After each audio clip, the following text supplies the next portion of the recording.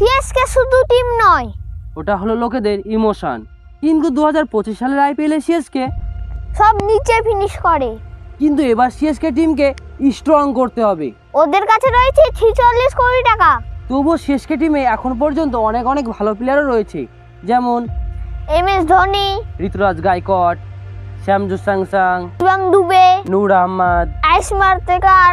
ড্রেভাল প্র্যাভিস, এখনো অনেক অনেক ভালো প্লেয়ার রয়েছে। তো তোমাদের কি মনে হয় সিএসকে কে স্ট্রং করার জন্য কি দরকার, ব্যাটিং না বোলিং? ফিল্ডিং। কেন? কিন্তু আরেকবার খুব খারাপ ফিল্ডিং করেছে, 16টি ক্যাচ ছেড়ে দিয়েছে। তাহলে সত্যি তো সিএসকে টিমকে ফিল্ডিংও ভালো করতে হবে।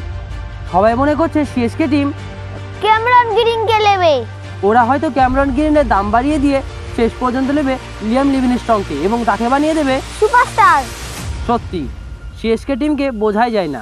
দেখবে সিএসকে টিম কম কম দাম দিয়ে ভালো ভালো প্লেয়ার কিনে নেবে এবং ওদেরকে বানিয়ে দেবে সুপারস্টার। আজকে ইন্ডিয়ারও ম্যাচ রয়েছে, আজকে ইন্ডিয়াকে জিততেই হবে। জিতবেই অবশ্যই ইন্ডিয়া। কিন্তু তোমরা যাওয়ার আগে 5বার রাতে রাতে বলতে লিখতে ভুলবে না কিন্তু।